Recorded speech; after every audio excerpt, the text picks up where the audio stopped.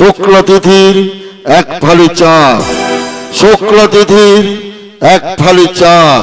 গঙ্গায় আমার মা,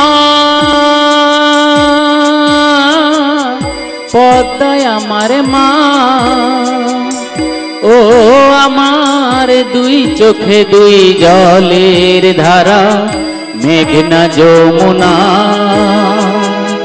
গঙ্গায় আমার মা, পদ্মায় আমার মা, গঙ্গায় আমার মা,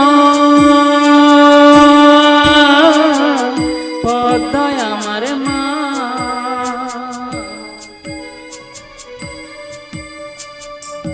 সিঁদুর সিঁদুর আর সিঁদুর, আমাকে আমার ভাই নিশীথকে গঙ্গার ধারে দাঁড় করে রেখে আমার স্বামী লেখক সাহেব বাজারে গেছে সিঁদুর কিনতে। কে রাখছে সিঁদুর?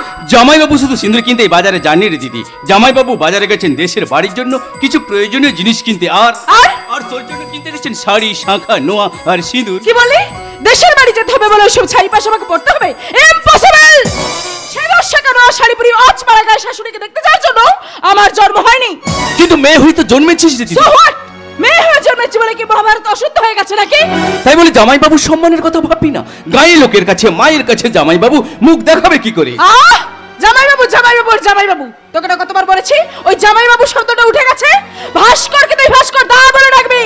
ওই জামাইবাবু শব্দটা আমি সহ্য করতে পারি না। কিন্তু তোদের সমাজে হারিয়ে যাওয়া, উঠে যাওয়া শব্দগুলোকে না আমার উচ্চারণ করতে বেশি ভালো লাগে রে দিদি। কি বললি? আমার ভাবতে ভালো লাগে মায়ের কথা।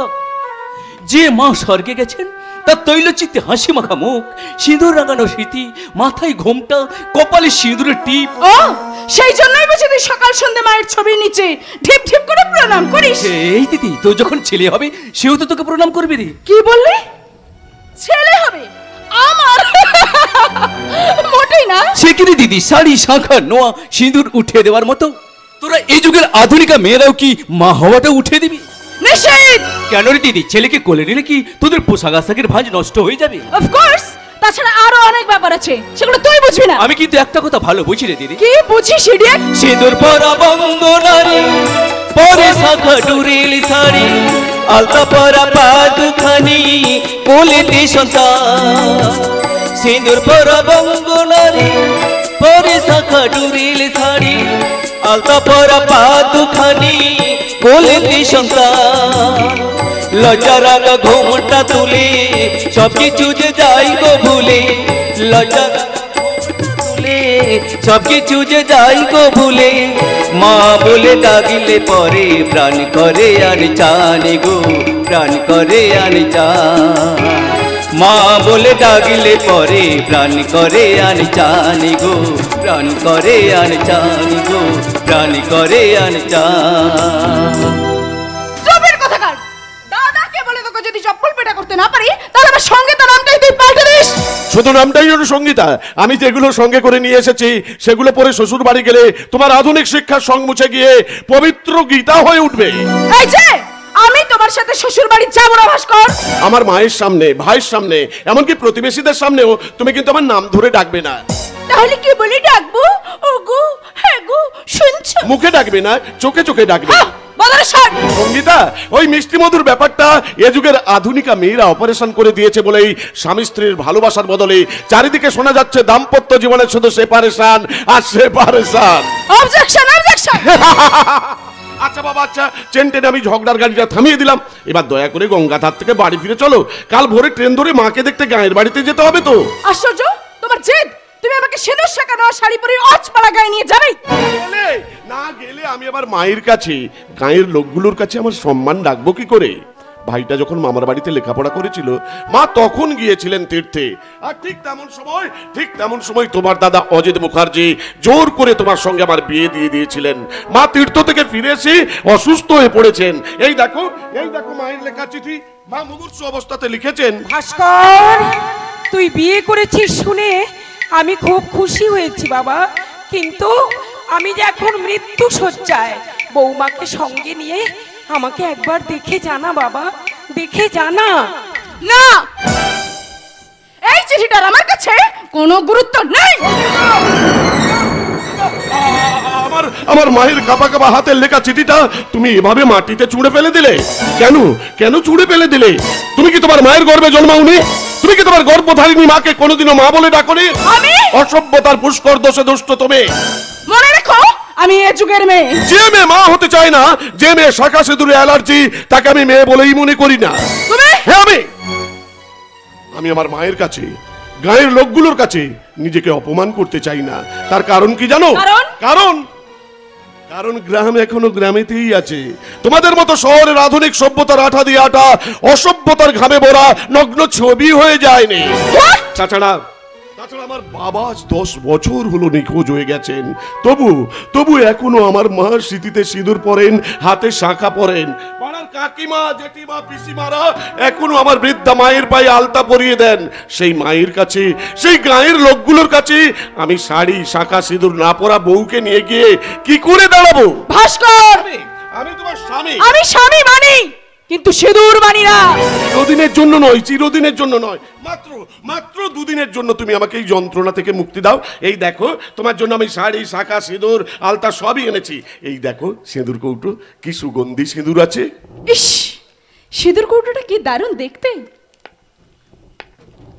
কি দারুণ সেন্ট। এটা পড়লে আমি ফ্যান্ড হয়ে যাব। কি বললে? শোনো ভাস্কর, আজ তুমি আমার ব্যক্তিগত স্বাধীনতায় হস্তক্ষেপ করেছো, নিষেধকে শিষ্য বানিয়ে আমাকে অপমান করেছো। সেই অপমানের আমি প্রতিশোধ নিয়ে গেলাম এই সিঁদুর সহ সিঁদুর কৌটো রাস্তায় ফেলে দিয়ে। যেও না, শুনে যাও। সুগন্ধি সিঁদুর, সঙ্গীতা। জীবন এক জংশন যেন, কত ট্রেন করে আসা যাওয়া, বোবা ভাষা কথা কয় পোস্টারে পোস্টারে। গুপ্ত রোগ, দাঁতের মাজন, অম্বলের অব্যর্থ ঔষধ, অবিলম্বে সাদা চুল কালো, ভালো করে চেয়ে দেখি ঋতুবন্ধে শীঘ্র উপশম, উলঙ্গ পোশাকের কত বিবরণ, আর সবেতেই কিন্তু মেয়েদের ছবি, নারীর যৌবন আর সদয় বিজ্ঞাপন।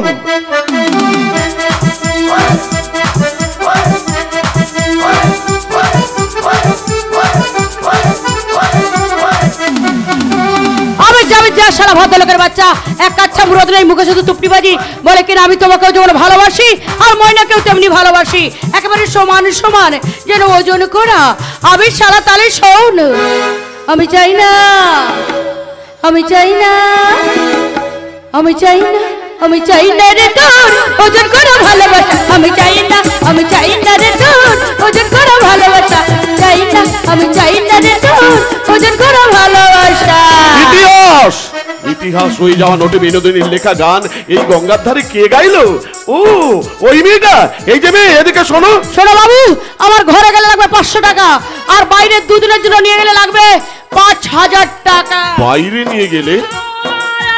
কি গো বাবু, তা বাবু তা বেজার হয়ে গেলে নাকি? তা বাবু আমার একটু বেশি দর, তা ভালো মাল কিনতে গেলে তো ভালো টাকা লাগবে বাবু।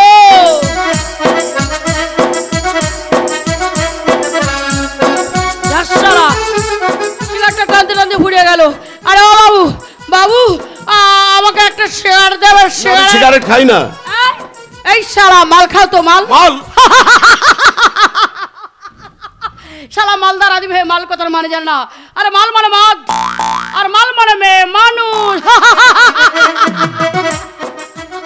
বুঝতে পারছো তো গো বাবু? সেই তখন থেকে উল্টো পাল্টা কথা বলছো। আচ্ছা, তোমার নাম কি? আমার নাম গঙ্গা। গঙ্গা? अरे रम तेरी गंगा मेरी हो गए, पपिया के बाप दूते दूते हो।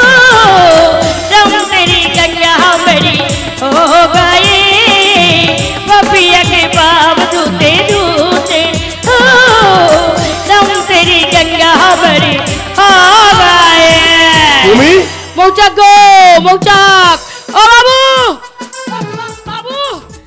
মধু খেতে যাবে নাকি এই গঙ্গামণির ঘরে? না, আজ রাত্রে তোমাকে আমার সঙ্গে যেতে হবে আমার ঘরে। তোমার ঘরে? কাল ভোরে ট্রেন ধরে তোমাকে আমার সঙ্গে যেতে হবে আমার দেশের বাড়ি, মানে গায়ে। হ্যাঁ, সেখানে আমার মৃত্যু পথযাত্রী মা আমার অপেক্ষায় দিন গুনছেন। তাই মাত্র দুদিনের জন্য তোমাকে আমার সঙ্গে যেতে হবে আমার বউ সেজে।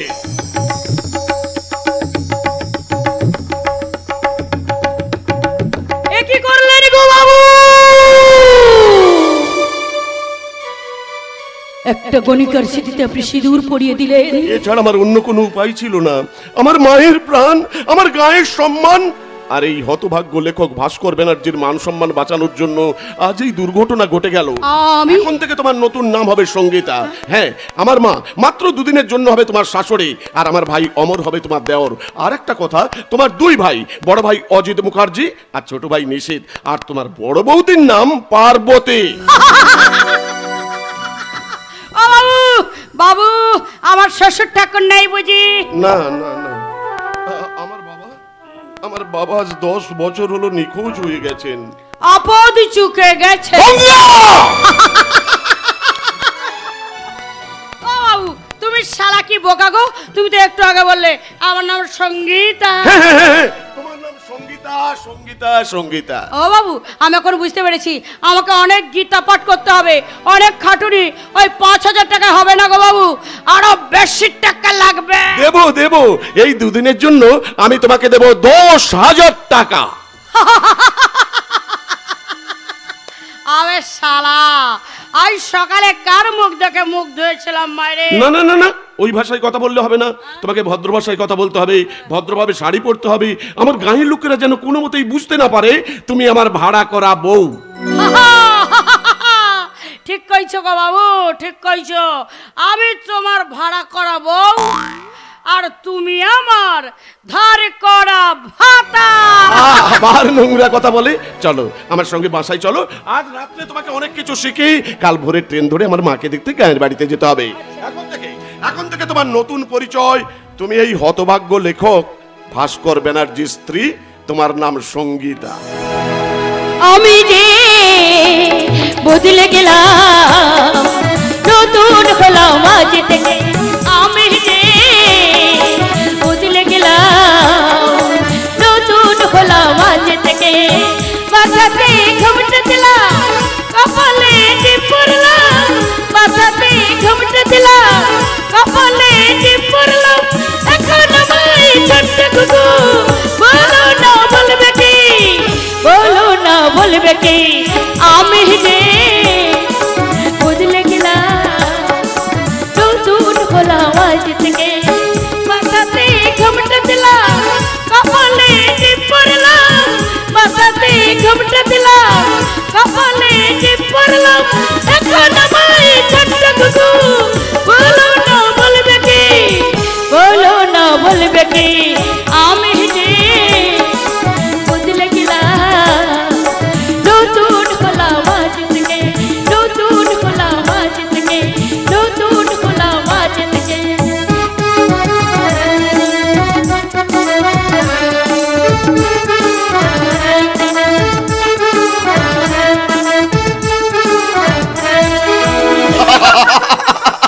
ও মাই সুইট সিস্টার সঙ্গীতা, যে কথাগুলো বলি সেগুলো সত্যি তো? মিথ্যে বলবো কেন দাদা? আমাকে নিশীথকে গঙ্গার ধারে দাঁড় করে রেখে ভাস্কর গিয়েছিল বাজারে। বাজারি? হ্যাঁ, দেশের বাড়ি মাকে দেখতে যাবে, তাই সিঁদুর শাখা নোয়া কিনতে। আরে বাবা, তুই তো ভালো করে জানিস ছোটবেলা থেকে গেমো মানসিকতাতেই আমার অ্যালার্জি। তাই তো আমি শহরে বিখ্যাত ব্যবসায়ী অজিত মুখার্জি। যাকে তারপর তারপর আমাকে বলে কিনা সঙ্গীতা, দেশের বাড়ি মাকে দেখতে যাবো, তাই তোমাকে এই সব পোশাক ছেড়ে সিঁদুর শাখা নোয়া পড়তে হবে। আরে বলিস কি রে সঙ্গীতা? কথাটা শুনেই আমার মাথায় একেবারে আগুন জ্বলে গেল। রাস্কেলটাকে রীতিমতো অপমান করে সিঁদুর কৌটো রাস্তায় ছুঁড়ে ফেলে দিয়ে আমি তোমার কাছে চলে এলাম। আরে এই না হলে বিখ্যাত ব্যবসায়ী অজিত মুখার্জির চেষ্টা? এই জানিস বোন, ওই মালটাকে একটু টাইট দেওয়া দরকার নেই। এখন যাবন, যা ভেতরে যা, ভেতরে যা, মুখ হাতে ভালো করে ফ্রেশ হয়ে নে। ভাস্কর এলে কিন্তু বাকি কথাটা হবে। ওকে না, এ বাড়িতে ফিরে আসার মতো মুখ আর তার নেই দাদা। এর পরেও যদি আসে, জানবে ওর গায়ে মানুষের চামড়া নেই, আছে রাস্তার কুকুরের চামড়া। ভাস্কর আধুনিক সাহিত্যিক হিসেবে মোটামুটি খারাপ ছিল না গো, কিন্তু পয়সার অভাবে ঠিক মতো জায়গা পাচ্ছিল না। ওই উপন্যাসের পাণ্ডুলিপিগুলো নিয়ে এই পাবলিশার্সের দুয়ারে দুয়ারে ফ্যা ফ্যা করে ঘুরে বেড়াচ্ছিল। সেই সময় আমি ওকে টেক আপ করলাম। ওর উপন্যাস ছাপবো এই প্রতিশ্রুতি দিয়ে আমার অগ্র আধুনিক ওই সঙ্গীতার সঙ্গে ওর বিয়ে দিলাম। ওর উপন্যাস ছাপলাম, ব্যবসাও বাড়লো। আজকাল শুনছি ভাস্কর নাকি ওই আদর্শ নিয়ে কচকচি করছিল। ব্যাস, আমার অগ্র আধুনিকা বনই সঙ্গীতা ওর আদর্শের ফোনাটাকে মুচড়ে দিল। সে তুমি যাই বলো, মনকে ব্যবসার ঘুটি করে যতই বুদ্ধি দেওয়ার চাল চালো, আমি বলবো কাজটা কিন্তু সঙ্গীতা ঠাকুরজি মোটেই ভালো করেনি। কি বলো বলবো? বলছি আজ সন্ধ্যেবেলায় গঙ্গার ঘাটে ঠাকুর জামাই রানা সিঁদুর কৌটোটা রাস্তায় ছুঁড়ে ফেলে দে। ঠাকুর যে মারাত্মক অন্যায় করেছে। ওই বিখ্যাত পাবলিশার সজিত মুখার্জির বোন হিসেবে যা করেছে তা ঠিক করেছে। নারীর চিরন্তন ধর্মকে তোমরা কি তোমাদের অশ্লীল উপন্যাসে সূচিপত্র মনে করেছো? কেন কেন তোমার লোভ লালসাকে চরিতার্থ করতে সঙ্গীতা ঠাকুরজির জীবনে করছে চরম ক্ষতি। আমি? হ্যাঁ তুমি তুমি তুমি অতি মুনাফার লোভে একের পর এক অশ্লীল পত্রিকা প্রকাশ করে এদেশের লক্ষ লক্ষ ছেলে মেয়েদের সর্বনাশ করছো। তোমার বোন সঙ্গীতা সেই ব্যভিচারের শিকার। Parvati, what do you mean? বিকারগ্রস্ত যুব সমাজ, সেই সঙ্গে মেয়েরাও আজ সব শিক্ষা শিখেই তুলে দেয় শর্ট প্যান্ট পরা, উলঙ্গ প্রায় বোম্বের ফিল্ম স্টার আমির খান আর দেহ সর্বস্ব সানিয়নির ছবি দেখে যৌবনের লিকারে চুমুক দিচ্ছে। ওই তুমি কিন্তু তোমার অধিকারের সীমাটা ছাড়িয়ে যাচ্ছ। তাতে কি এমন ক্ষতি দাদা? মহর্ষি ভিগুইতে একদিন অনন্ত শয্যায় শুয়ে থাকা বিষ্ণুর বুকে লাথি মেরে বিষ্ণুর ঘুম ভাঙিয়েছিলেন। ওই নিচে তুইও কি আজকাল তোর বৌদি টোলে সংস্কৃত পড়ছিস নাকি? সংস্কৃত না পড়লেও আমি আমার মমতাময়ী বৌদির কাছে শিখেছি বঙ্গ সংস্কৃতির আসল শিক্ষা। মমতাময়ী? আরে ভাই, মমতাময়ীর কাছে যেমন শিক্ষাটা নিয়েছে তেমনি ছলনাময়ীর কাছে দীক্ষাটা নিয়ে নে। আরে তা না হলে কি করে গায়ের বাটি হাতে ওই শহরের ফুটপাতে ভিক্ষে করবি? ভিক্ষে উপেক্ষার হাসি আজ হাসছো ঠিকই, কিন্তু একটা কথা মনে রেখো, তোমার রঙিনী বোন সঙ্গীতাকে টপ করে ঠাকুর জামাই সাহিত্যের সরোবরে যে চালাকির জাল তুমি ফেলেছো, সেই জালে একটা মাছও উঠবে না। রুই কাতলা তো দূরের কথা, একটা চিংড়িও না, একটা পুঁঠিও না। পার্বতী, তোমার জ্ঞানের গুটিয়ার কতবার নাড়াবে বলতে পারো? সবই হলেও আজ তোমায় বলতে নেই ক্ষতি। যে বোনকে আজকারা দিয়ে তুমি মাথায় তুলেছো, সেই বোনই তোমার অনেক স্বপ্ন দেখা মুখে রেখে পড়াবে পড়াবে পড়াবে। বৌদি কিন্তু ঠিক কথাই বলে। ওই জ্বালিয়ে দিল না, নিষেধ জ্বালিয়ে দিল। সেই সঙ্গে তোর বৌদি আমার বুকে প্রতিশোধের আগুনটা জ্বালিয়ে দিল। আরে ভাই, কাল কেউটে দেখেছিস? কাল কেউটে নিজের ছায়া দেখলেই ছোবল মারে। ওই শালা চোরের বাচ্চা ভাস্কর ব্যানার্জিকে আমি কিছুতেই ছাড়বো না রে নিচে। এই কেসটা কিন্তু অনেক দূর এগোবে, এই কথাটা তোকে আমি বলে রাখলাম। দাদা, আমার মনে হচ্ছে দিদির ওই সিঁদুরের কৌটো ফেলে দেওয়ার ঘটনাটাকে কেন্দ্র করে ঘরে ঘরে ছড়াবে একটা স্ক্যান্ডাল। আরে ভালোই তো হবে। যতই স্ক্যান্ডেল ছড়াবে ততই সঙ্গীতার স্যান্ডেলের রং বদলাবে। রং বদলানো স্যান্ডেল পায় সঙ্গীতা ওই ডিস্টেম্পার দেওয়ালে ব্যাটারি লাগার সময় বদলানো ঘড়ির মতো ঠিক ঠিক করে চলতে শিখবে। ইংলিশ মিডিয়ামে এবার আধুনিক সঙ্গীতা ব্যাকডেটেড ভাস্করকে পেছনে ফেলে এগিয়ে যাবে সাগর রায়ের দিকে। সঙ্গীতার জীবনে বাই ভাস্কর, ওয়েলকাম সাগর। সাগর সঙ্গীতা, সঙ্গীতা সাগর। সাগরের বুকে সঙ্গীতা ফেলবে এবার যৌবনের রঙ্গ।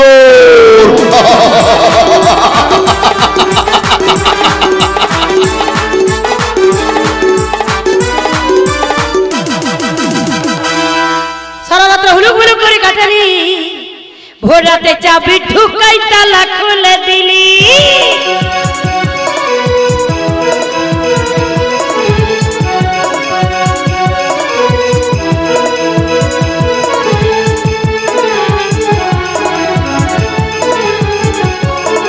সারা রাত হুলুক হুলুক করে কাটালি, ভোর রাতে চাবি ঢুকাই তালা খুলে দিলি। সারা রাত হুলুক হুলুক করে কাটালি, ভোর রাতে চাবি ঢুকাই তালা খুলে দিলি। বছর বছর দেও মধুটা, বছর বছর দেও মধুটা, আজকে লুটালি নিরো। সারা রাত হুলুক হুলুক করে কাটালি, ভোর রাতে চাবি ঢুকাই তালা খুলে দিলি। সারা রাত হুলুক হুলুক করে কাটালি, ভোর রাতে চাবি ঢুকাই তালা খুলে দিলি। এই অসভ্য মেয়েটা, আমি সারা রাত ধরে তোমাকে ভদ্র হতে শেখালাম, তবু তুমি অসভ্যের মতো নাচ গান শুরু করে দিয়েছো। ওই অসভ্য অসভ্য করো তো, অসভ্য অসভ্য করো না। এক রাতে যে স্বভাব পাল্টানো যায় না, সেটা কেন বোঝো না বাবু? গঙ্গা! আরে কালাই আমার বোঝে না রে, আমি যে তারাই তারে বিনা বিনা হতে চলে পুড়ে ঠাই। বাসি যে তার ডাকে না রে, কেমনে বাঁচি ছাড়া তারে। বাসি যে তার ডাকে না রে, কেমনে বাঁচি ছাড়া তারে। ওরা মনে ভালোবাসা বাসা বাঁধে না, ওরা মনে ভালোবাসা বাসা বাঁধে না। হ্যাঁ, তা তো ঠিক, কিন্তু তোমাকে তো আমার বউ সেজে আমার মাকে দেখতে গায়ের বাড়িতে যেতে হবে। দেখো বাবু, ওইসব বউ ফৌ হওয়ার অভ্যেস আমার নেই, বউ ফৌ হওয়ার অভ্যেস আমার নেই। গঙ্গা! আরে আমি সারা খারাপ মেয়ে, খারাপ পাড়ায় থাকি। বাবুরা দামি দামি মদ আনে, সেই মদ আমি খাই, আর বাবুরা আমাকে খায়।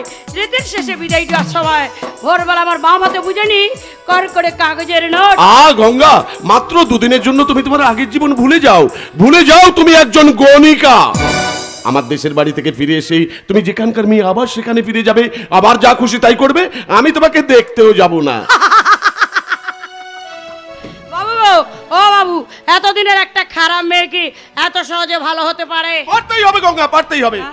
ওই আয়নার সামনে দাঁড়িয়ে দেখো তোমাকে কেমন লাগছে, যাও যাও যাও। আবে শালা, আমি তো একেবারে অরিজিনাল বউ হয়ে গেছি। আরে বউয়েরা কি এরকম করে শাড়ি পরে? ঠিক করে শাড়ি পরো। ও বাবু, তুমি তো আমাকে অনেক আগে দেখিয়ে দিয়েছিলে, আর একবার দেখিয়ে দাও না গো বাবু। আচ্ছা, এদিকে এসো, এদিকে এসো, এসো।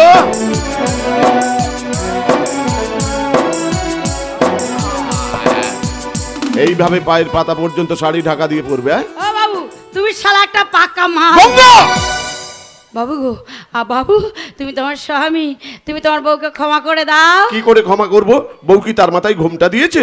এ শালা রে, কখন যে ঘোমটা পড়ে গেছে আমি বুঝতেই পারিনি। বাবু, বলো। আমার মাথায় ঘোমটা দিয়ে দাও তো। আচ্ছা, দিয়ে দিচ্ছি, কিন্তু এটাই শেষবারের মতো। খুব সুন্দর দেখাচ্ছে বলো। হ্যাঁ, খুব সুন্দর লাগছে। এই, আমি যে তোমার বউ, এই গায়ের লোকের বিশ্বাস জাগবে তো? হ্যাঁ, তা তো ঠিক, কিন্তু দুঃশালা, সব কথাতে তোমার কিন্তু। তুমি শালা রাইটার না কচু? তার মানে? তোমার ঘরে যে সানন্দ পত্রিকাটা আছে তুমি পড়নি? তার মানে তুমি লেখাপড়া জানো? দেখো বাবু, ওই 10,000 টাকা বেতন দিয়ে আমার কাছ থেকে কুঞ্জি কুষ্টির ঠিকানা জেনে নেবে, সেটা কিন্তু হবে না গো বাবু, আরো বেশি টাকা লাগবে। হ্যাঁ, লাগবেই তো, লাগবেই তো। বাবু গো, তোমার বাড়ি থেকে তোমার মাকে পেন নাম করতে হবে নাকি? আরে পেন নাম নয়, পেন নাম নয়, ওটা হলো গিয়ে প্রণাম। হ্যাঁ, প্রণাম। আচ্ছা ঠিক আছে, ঠিক আছে। তা অমরকে আমি কি বলে ডাকবো? অমর বাবু না ঠাকুরপো? ঠাকুরপো? দুঃশালা, একেবারে জুতো সেলাই থেকে চণ্ডীপাঠ। এই গঙ্গা, এই গঙ্গা, তুমি কিন্তু আমার দেশের বাড়ি থেকে এভাবে কোমর দুলিয়ে চলবে না। কেন গো বাবু, তুমি কি দেখোনি তোমাদের ভদ্র সমাজের গৃহস্থ বাড়ি আধুনিকা মেয়েরা কেমন আমাদের চেয়ে বেশি করে কামার দিলিয়ে চলে? আমার লেখা তো সেই অবক্ষয়ের বিরুদ্ধে। আমি আজকের সমাজের বুকে বিদ্যাসাগর, রামমোহন, রবি ঠাকুরের শিক্ষাকে ফিরিয়ে আনতে চাই। আমি এ যুগের মানুষের মন থেকে বন তুলে নিয়ে তাদের শোনাতে চাই তপবনের বেদধ্বনি। এ যুগের বেদুইন মানুষেরা থোকা থোকা আঙুর ফুলকে খুন করে যাযাবর রাজনীতির ছত্রছায়ায় আশ্রয় নিতে চায়, আমি তাদের ধরিয়ে দিতে চাই। আমি মানব সভ্যতার জঞ্জাল জ্বালিয়ে পুড়িয়ে ছাই করে দেব। যাক, যাক সব কথা, আমরা এখন স্টেশনে যাই, চলো। হ্যাঁ, স্টেশনে যাই, চলো। ভাগ শালা, আমার আসল কথাই বলা হলো না। ও মা, মাসি, বোনেরা, আমি আমার নকল শ্বশুর বাড়ি যাচ্ছি। আমাকে আসল বউ বলে মনে হচ্ছে তো? আরে ট্রেন ছেড়ে যাবে তো, তাড়াতাড়ি এসো। দুঃশালা, চুপ করো তো, ট্রেন ছেড়ে যাবে, তাড়াতাড়ি এসো। ও মা, মাসি, বোনেরা, আমি আমার নকল স্বামীর সঙ্গে নকল শ্বশুর বাড়ি যাচ্ছি। শ্বশুর বাড়ি থেকে ফিরে এসে বলবো আমার শাশুড়ি মা কেমন আছেন, কেমন আছেন আমার আদরের ঠাকুরপো। আমার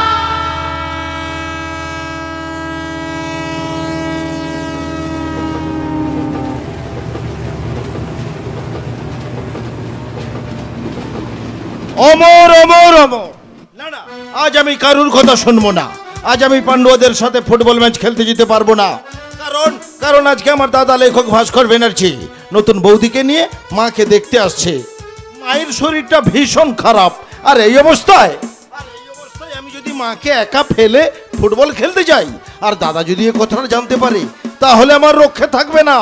1 শটেই দাদা আমাকে ফুটবল করে ছেড়ে দেবে। এই রে, মরেছে। মাকে ওষুধটা দিয়ে আসতে ভুলে গেছি। অবশ্য দাদা বৌদি আসবে জানতে পেরে মা অনেকটাই সুস্থ হয়ে উঠেছে। তা উঠবো না সুস্থ হয়ে? আজকের দিনটা কি বলতো অমর, আমার ভাস্কর বৌমাকে সঙ্গে নিয়ে প্রথম এই গায়ের বাড়িতে আসছে। হ্যাঁ মা, সেই আনন্দে তুমি যেন একেবারে ঘটি হারিয়ে ফেলো না মা। মনে রেখো, হার্টের অসুখ তোমার। ওরে সে জ্ঞান আমার আছে, ডাক্তার বলে গেছে হার্টের অসুখ বড় খারাপ অসুখ, এই ভালো তো এই মন্দ। তা হ্যাঁ রে, আমি যে হাতে লেখা চিঠিটা তোকে দিয়েছিলাম ডাক বাক্সে ঠিক মতো ফেলেছিস তো? কেন বলো তো মা, তোমার কি কোনো সন্দেহ হচ্ছে? না না, সন্দেহ নয়, তবে চিঠিটা ঠিক সময় মতো ভাস্করের হাতে গিয়ে পড়লে সে তো বৌমাকে নিয়ে কালই চলে আসতো। আজকাল পোস্ট অফিসের যা ছিরি, দেখো চিঠিটা হয়তো ওরা কালই পেয়েছে। কি হলো মা, চুপ করে আছো কেন? কি ভাবছো? ভাবছি আজ যদি তোর বাবা থাকতো, মা ছেলে বৌমাকে দেখে কত আনন্দই না সে করতো। আজ 10 বছর হয়ে গেল, মানুষটা যে কোথায় হারিয়ে গেল, আজও ফিরে এলো না। মা গো, তুমি আবার বাবার কথা মনে ভেবে ভেবে কাঁদছো?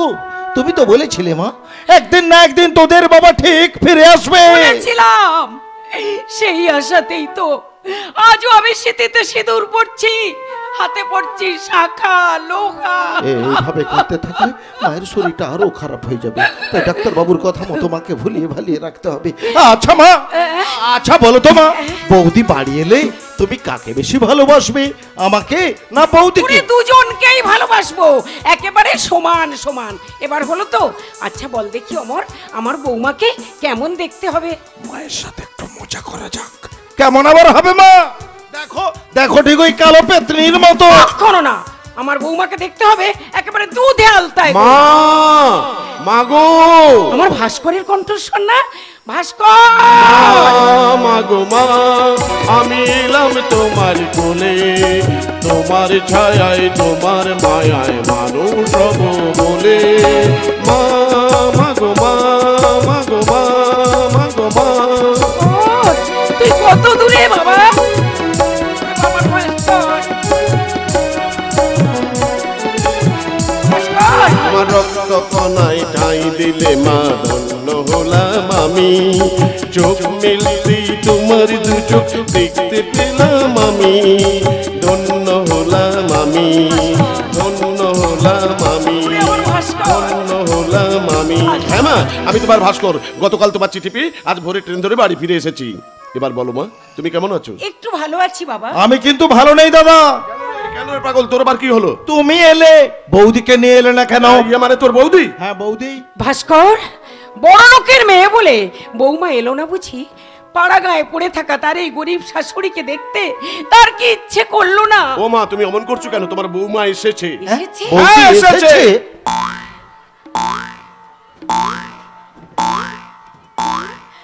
এইছি গো, আমি এইছি। বাবা রে বাবা, কি রাস্তার ছিরি। সঙ্গীতা, আমার মা, প্রণাম করো। মা, মা তুমি মানে আপনি ভালো আছেন তো মা? ভালো আছি মা, ভালো আছি। এসো বৌমা এসো, আমার ঘরের লক্ষ্মী এসো। তুই শালা, আমি লক্ষ্মী নয়, লক্ষ্মী নয়, আমি গঙ্গা। এই শোনো, আরে গঙ্গা তো তোমার ডাক নাম। ভালো নামটা বলে দাও না, ভালো নামটা বলো। ও মা, মা গো, আমার ভুল হয়ে গেছে মা, আপনি আমাকে ক্ষমা করে দিন মা, আপনি আমাকে ক্ষমা করে দিন। আমার নাম সঙ্গীতা। সঙ্গীতা, আমার ছোট ভাই অমর, মানে তোমার দেওর। আমি আমার মিষ্টি ঠাকুরপো। বৌদি, আমার চেয়ে তুমি অনেক বেশি মিষ্টি গো বৌদি। এই মরেছে গো। আরে আমাকে পেন্নাম করছো কেন? আমাকে পেন্নাম করছো কেন? আমি ভালো মেয়ে নই, আমি খারাপ খারাপ মেয়ে। খারাপ মেয়ে? অমর, মা মানে বড় লোকের মেয়ে তো, মাথার একটু গন্ডগোল আছে, মানে মাথাটা খারাপ। হ্যাঁ, হ্যাঁ মা, আমার মাথাটা একটু একটু খারাপ মা, তা গোটাটা নয় মা, একটু একটু মাথা খারাপ মেয়ে। সেই জন্য বুঝি কলা বইয়ের মতো ঘোমটা দিয়ে বসে পড়লে বৌদি? তুই থাম অমর, আমি বৌমার মুখ দেখবো। সোনা দিয়ে আমি তোমার মুখ দেখলাম বৌমা, লক্ষ্মী সোনা মেয়ের মতো স্বামীর সংসার করো। এ বাবু, বলো, বাবু, বলো। আজ থেকে তাহলে এ দুটো আমার হয়ে গেল। এই সঙ্গীতা, আমার মা ভাইয়ের সামনে আমাকে বাবু বলে দেখো না। গায়ের কোনো বউ তার স্বামীকে বাবু বলে ডাকে না। দূর শালা, আমার তো খেয়ালই ছিল না। একটু একটু করে আমি তোমাকে সব শিখিয়ে দেবো মা। আর এ বাবু, বলো। তোমার সঙ্গে তোমার দুদিনের চুক্তি মাত্র। এই সঙ্গীতা, তুমি কি আমার মাথাটা খারাপ করে দেবে? ভাস্কর, বৌমা তোর চেয়ে বয়সে অনেক ছোট, সংসারেরও কি বোঝে বলতো বাবা? বৌমা তোমার ক ভাই? আমার 2 ভাই। মা নাম বলবো? নাম বলতে হবে না বৌদি। আচ্ছা বৌদি, তোমারও তো বৌদি আছে বৌদি। হ্যাঁ আছে। তা তোমার বৌদির নাম কি বৌদি? আমার বৌদি না, আমার এই সর্বনাশ, সেটা বলি। আমার মা, আমি বাড়ি ফেরার সময় রাস্তায় শুনলাম এবছর 12 তলায় নাকি হর পার্বতী যাত্রা বলা হবে। হর পার্বতী মনে পড়ে গেছে, মনে পড়ে গেছে, মনে মনে পড়ে পড়ে গেছে। গেছে। ও মা, মা গো মা, আমার বৌদির নাম পার্বতী। তুমি তো আমার পার্বতী মা। তুমি আর ভাস্কর আমার সংসার মন্দিরে হর পার্বতী। ভাস্কর মা। আমার পাশে সে কেন মা? ওরে, তোদের বিয়েতে তো আমি ছিলাম না, তাই বৌমাকে বরণ করে আমি ঘরে তুলতে পারিনি। সেই ইচ্ছেটা আজ আমি পূরণ করে নেব। দে তোর ডান হাতটা দে। মা, কোনো কিন্তু নয় দাদা, মায়ের কথার অবাধ্য হতে নেই। দাও তোমার ডান হাতটা তাড়াতাড়ি বাড়িয়ে দাও। দে। বৌমা তোমার বাম হাতটা দাও তো মা। এই যে পাড়ার বউয়েরা, ঝিয়েরা, তোমরা তোমরা একদিন আমাকে অনেক কথা শুনিয়েছিলে। তোমরা আমাকে বলেছিলে আমার ছেলে সপুরে মেয়েকে বিয়ে করে কোনোদিন আমার কাছে গায়ে ফিরে আসবে না। এবার এলো তো, যাক সবকিছু বাদ দিয়ে এখন তোমরা শাক বাজাও, উলু দাও। আমি আমার হর পার্বতীকে সঙ্গে নিয়ে সংসার মন্দিরে চললাম।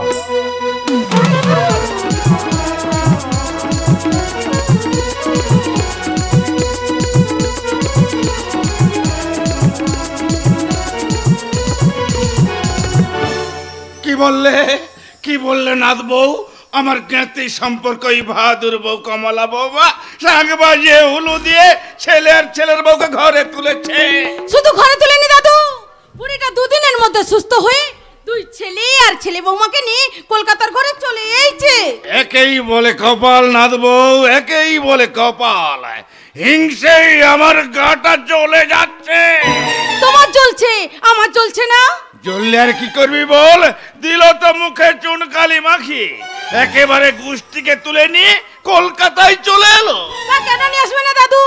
সে কি তোমার নাতির মতন অপদার্থ? শোন নাথ বউ শোন। কি বলবে তাড়াতাড়ি বলো। কথাটা শোনার পর থেকেই আমার মাথায় আগুন জ্বলছে, আগুন। আরে জ্বলবেই তো, ওই যে কথায় আছে না, দেখবি আর জ্বলবি, নুচির মতো ফুলবি। দাদু, এখন নুচির মতো ফুলা ছাড়া আর আমাদের কিছু করার আছে? দাদু অভাবের জ্বালায় ভাস্করের বাপটা 10 বছর আগে নিরুদ্দেশ হয়ে গেছে। মা মাগিটার কষ্টের শেষ ছিল না। আর ওই ভাস্কর ছোড়াটা লম্ফ জেলে সারা রাত বই নিকত। ভাগ্য দেখো, রাতারাতি আঙুল ফুলে কলা গাছ। অথচ আমার নাতি ঠাকুর, তোমার কি চোখ নেই প্রভু? তুমি দেখতে পাও না? থাক থাক, খুব হয়েছে। নিমুনি উপতি পেরে চলতে উসকে আর কোনো লাভ নেই। আরে লাভের কথা বাদ, দেখুন বলতো না বউ, ওই ভাস্করের ব্যাপারটা তুই কার মুখে শুনলি? ওদের পাড়ার লোকের মুখে। ঠাকুর এবার তুমি আমায় তুলে নাও, এও আমায় শুনতে হলো। বুড়োটা এই চালায় মরছে। ও দাদু, তুমি বই লিখতে পারো না? আরে বই লিখা কি অত সহজ রে না দেবো? দাদু, বই লিখতে গেলে লাগে এত কাগজ, আর এত পেন, আর একটা বড় বালতির 1 বালতি কালি। আমার কি অত পয়সা আছে রে না দেবো? ও দাদু, তাহলে তুমি বেশি দেরি করো না, আজ তুমি বড় ঠাকুরের বাড়ি যাও। তুই ঠিক বলেছিস না দেবো, আমি আজই যাব ভাস্করের বাড়ি। সেখানে গিয়ে দেখে আসবো ভাস্কর কেমন করে বই লিখে। তারপর বাড়িতে এসেই আমি লেখা শুরু করে দেব। 2 দিনের মধ্যে আমি হয়ে যাব মস্ত বড় ঠাকুর। ঠাকুর তুমি দেখতে পাচ্ছ না কি কষ্টে আমাদের দিনগুলো কাটছে? এবার একটু সুখের মুখ দেখাও ঠাকুর, সুখের।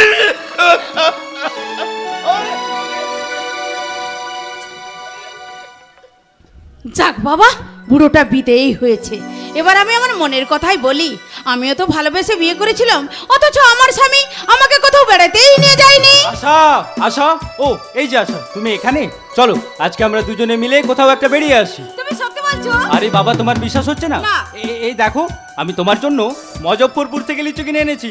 এই তুমি খাবে না লক্ষ্মীটি? না, আমি খাবো না। যাও বাবা, আরে বাবা, আমি তোমার জন্য এত আশা করে লিচু কিনে আনলাম আর তুমি বলছো খাবে না। খাবো না খাবো না খাবো না। ঠিক আছে, তুমি যখন আমার আনা কোনো কিছু খাবে না তখন আমিও তোমার সাথে কথা বলবো না, আমি চললাম।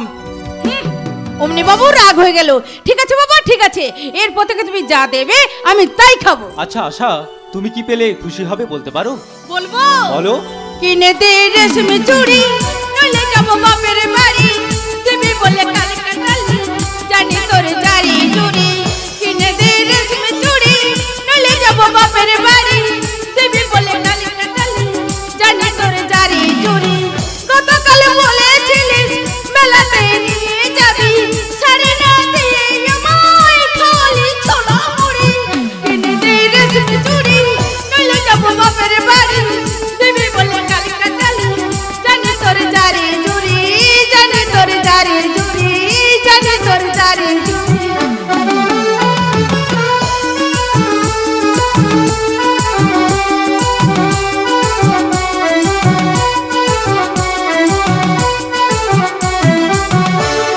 কি বলে রাম্পি? মুখার্জি সাহেবের আদেশ সেইভাবে অগ্রাহ্য করলো। তোমার কথা শুনেও সে দাদার সাথে দেখা করতে এলো না।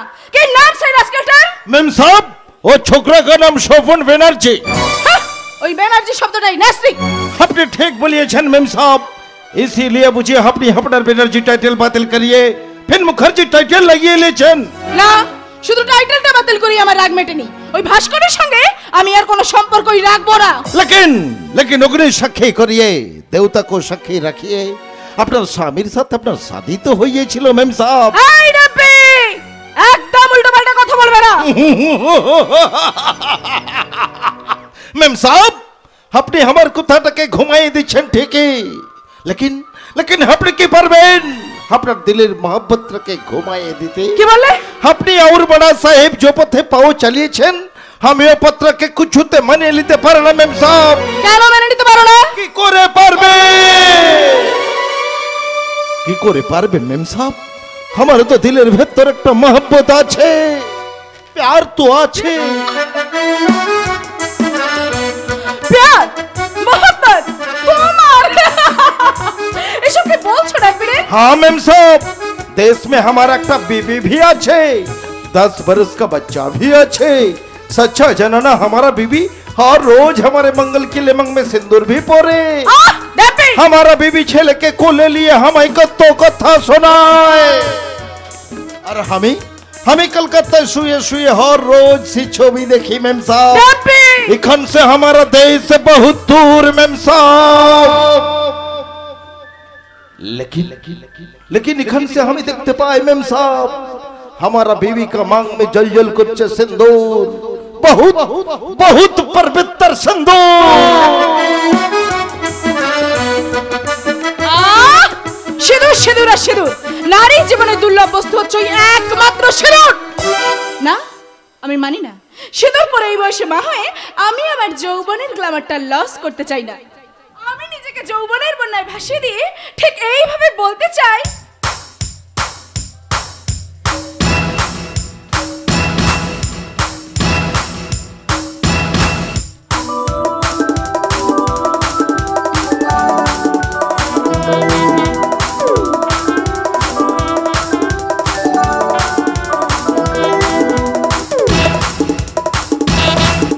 জীবন মধুর করে রাখো সুধুর, করোনা তো টকনুন ছাই।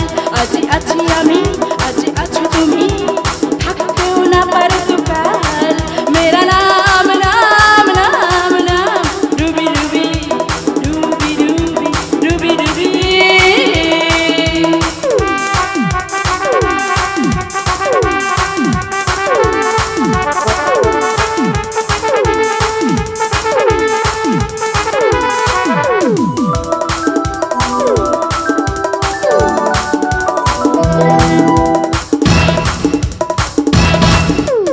এসো বেলা বেলি সবে খেলা খেলি, কিছু যেন বাকি থাকে না, সবে হয় যাওয়া যেন কিছু পাওয়া, মন রাখ খুশি রাখে না।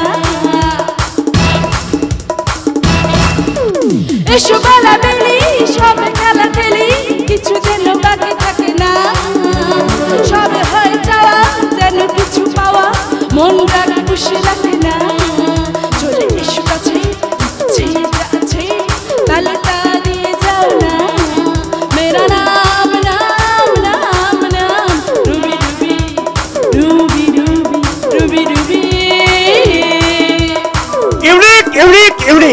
এখানে এসে মনে হচ্ছে আমি যেন মাঝরাতে টিভিতে হিন্দি সিনেমা দেখছি। ইস, আপনার হাসির কি গভীরতা! হবে তো, আমি যে সাগর। শুধু সাগর না, মহাসাগর, প্যাসিফিক নাকি আটলান্টিক? যদি বলি আটলান্টিক। ও বাবা, সেখানে তো সবসময় ঝড়, আই মিন সাইক্লোন, উত্তাল তরঙ্গের মাতামাতি। মনের মতো সাথে পেলে আমি প্রশান্ত মহাসাগর হয়ে যেতে পারি। Very good. ভাস্করের যে আধুনিক সাহিত্যে আপনার অনেক বেশি জ্ঞান। আমি স্বপ্ন দেখলাম মিসেস ব্যানার্জি। নেভার। ওই মিসেস শব্দটা কেটে দিয়ে আমি মিস হয়ে গেছি। মিস। ইস, আমি যেন শুনতে পেলাম একটা বুলবুলি সিস। তুমি কি ভর্তি করে দিতে পারবে সাগর তোমার আধুনিক সাহিত্য দিয়ে এই যুগের ছেলে মেয়েদের কামনা কালচারের ডিশ? তবে তুমিও শুনে রাখো মিস মুখার্জি, আধুনিকতার ফিস ফ্রাই আর শর্টকাট পোশাকের বেস্ট কাটলেট কিসমিসের মতো এই যুব সমাজের মধ্যে ছড়িয়ে দিতে হবে, এটাই মিস্টার মুখার্জি বলেছিলেন। আমি জানি সাগর, আর সেই জন্যই তো তোমাকে আমি তুমি বলে সম্বোধন করলাম। সঙ্গীতা, তোলো মুখ তোলো, সব দিদা বলো, একসাথে মেলো দু আঁখি, আছে যেটা মনে, আছে যেটা প্রাণে, এক ঢিলে মারো দু পাখি। তোলো মুখ তোলো, সব দিদা বলো, একসাথে মেলো দু আঁখি, আছে যেটা মনে, আছে যেটা প্রাণে, এক ঢিলে মারো দু পাখি। চলে এসো কাছে, ইচ্ছে যা আছে তালে তা দিয়ে যাও না, মেরা নাম নাম নাম নাম, Ruby Ruby Ruby Ruby Ruby Ruby. বাহ বাহ বাহ, আমি ঠিক সময় এসে পড়েছি। আর এক সেকেন্ড দেরি না করে আমি আমার শিক্ষার দাড়ি পাল্লা দিয়ে তোদের নোংরামিটা মাপবো। নোংরামি? নোংরামি কোথায় দেখলেন নিশিত বাবু? এটা তো আধুনিক সাহিত্যের সেক্স। সাহিত্যিক তারাশঙ্কর কিংবা বিভূতিভূষণ অথবা মানিক বন্দ্যোপাধ্যায় বেঁচে থাকলে আপনাদের ওই চরিত্র ভাঙার চরিত্রহীন সাহিত্যের সর্বাঙ্গে মালিশ করার জন্য বাজার থেকে কিনে আনতেন এক ফাইল আয়োডেক্স।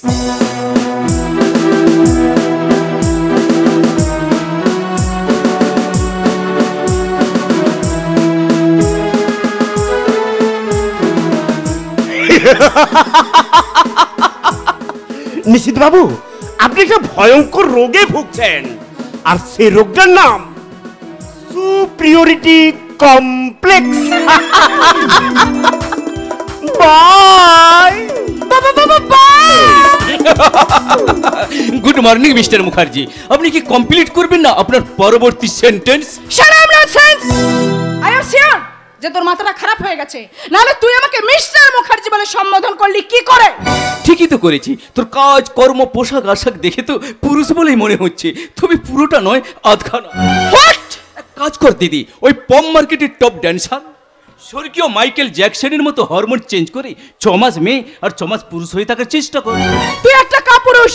আর তুই কি জানিস, আমার দাদা ওই মিস্টার মুখার্জির খামখেয়ালির জুতো পরিষ্কার করার সুন্দর বুরুষ। তবে কি আমি তোর গুরুদেব ওই ব্যাকনেটের সাহিত্য মনের ভাস্করের হাতের কুরুষ হয়ে থাকবো? কুরুষ? দিদি, এই দিদি, কেন তুই ভুল পথে চলছিস? জামাইবাবুর উপর কেন মিথ্যে অভিমান করছিস? তুই জামাইবাবুর কাছে ফিরে চল, আমি তোকে সঙ্গে করে নিয়ে যাব। জামাইবাবুর সব অপমান আমি মাথা পেতে নেব। ঠাকুরপো তোমার সঙ্গে যাবে না, আমিও তোমার সঙ্গে যাব। বৌদি, বৌদি তুমিও যাবে? কেন যাব না ভাই? শকুন্তলার পথে গৃহে যাত্রার সময় নারী ঋষি গৌতমী যেমন শকুন্তলার সঙ্গে গিয়েছিলেন দুষ্মন্তের রাজপ্রাসাদে,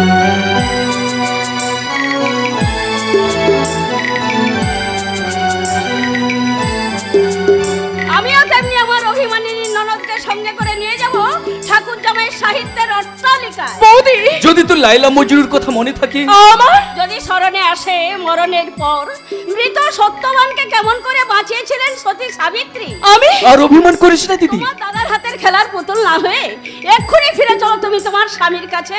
সে যদি আমাকে তিরস্কার করে? আদর্শ স্বামীর তিরস্কার নারী জীবনের শ্রেষ্ঠ পুরস্কার। কিন্তু না না না, কোনো কিন্তু নয়। এই দেখ, আমি তোর জন্য শাড়ি কিনে এনেছি। শাড়ি? এই দেখো ঠাকুরজি, আমি তোমার জন্য নিয়ে এসেছি এক কৌটো সিঁদুর। আবার সেই শাড়ি সিঁদুরের কেচ্ছা। I say get out. তোমরা এখান থেকে বেরিয়ে যাও। নিশ্চয়ই তোমরা বেরিয়ে না গেলে আমি আমার দাদার অফিসের কাজগুলো কমপ্লিট করব কি করে? স্বপ্ন দেখছি। নিশ্চিত বৌদি, শুধু স্বপ্ন নয়, বড় দুঃস্বপ্ন। ঠাকুরজি, বৌদি, আমিও তো পূর্ণিমা রাতে নির্মল আকাশে চাঁদের চাঁদনি হয়ে সংসার পৃথিবীকে আলোকিত করতে চেয়েছিলাম। ঠাকুরজি,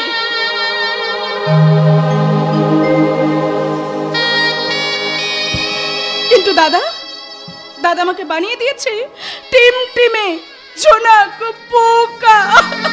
থোকা দিদি থোকা। শুয়োপোকা যেমন সবুজ পাতাগুলোকে চুষে চুষে খেয়ে একেবারে সাদা করে দেয়, আমার অর্থলোভী দাদাও বাধা দেবার কেউ নেই। অর্থনীতির খোয়ারে বাধা পড়ে গেছে আমাদের প্রতিভা। তাই তো আমার বিবাহিতা দিদি সে তার স্বামীর ঘর করবে না। নিষেধ। দিদি তুই আমাকে চরিত্রহীনতার দীক্ষা দে দিদি, দীক্ষা। ভিক্ষা। বৌদি তুমি আমাকে একটু বিষ ভিক্ষা দিতে পারো? যেখান থেকে পারো, যেমন করে পারো তুমি আমাকে একটু বিষ এনে দাও। আমি কেমন করে সহ্য করব আমার দিদির ব্যভিচার আর ওই অসৎ পথে উপার্জনকারী আমার অর্থলোভী দাদার নোংরামি। ওই কি বললি? নোংরামি? ওরা হাসছে, তুমি কিছু বলবে না? তুমি কি বোবা? হাই রে কলিকাল, 1431 সালের একই নিদারুণ হাল। আপনারা সবাই দেখুন আধুনিকতার কি বাত্রামি। জানোয়ার, ভয় নেই নিষেধ, ভয় নেই। তোমার দাদা মিস্টার মুখার্জি তোমাকে জানোয়ার বলে বনের দিকে ঠেলে দিলেও তুমি কিন্তু তপবনের ছোঁয়া পেয়ে গেছো। দাদা, বলে বল। ওই লোকটাকে জিজ্ঞাসা করো তো, ওটা তপবনের ছোঁয়া নাকি অধঃপতনের ধাওয়া? একটা অদ্ভুত যন্ত্রণার শিশু আমার বুকের মধ্যে কেঁদে উঠলো, ওয়া ওয়া। এই যে ভাই, তুমি কোথা থেকে এসেছো ভাই? ওই পন্ডিচেরি না গোয়া? আমার সাহিত্য চাষের সব ধানই হয়ে গেছে রোয়া। ইস, দেখে মনে হচ্ছে তুলসী পাতা, একেবারে ধোয়া। আমার মনির আলমারিতে এখনো তোলা আছে শাঁখা, সিঁদুর আর নোয়া।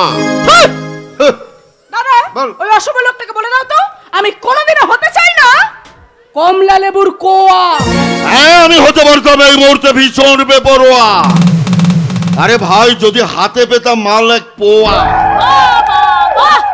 শিক্ষা ছেলের হাতের মোয়া। শুধু তাই নয় বৌদি, মানুষের সুনীতি আই দুর্নীতির বিছানায় শোয়া। ওই হাসি বন্ধ করে আমার কথার উত্তর দাও। তবে কি এই মুহূর্তে আমার বোনকে এখান থেকে নিয়ে যেতে এসেছো? যে আমার আদর্শের সঙ্গে কোনোদিনও জড়াতে পারেনি তাকে ফেরাবার কোনো প্রশ্নই ওঠে না। বাবা বাবা, তোমার মুখ দেখে মনে হচ্ছে অনেকদিনই তোমার খাওয়ারই জোটে না।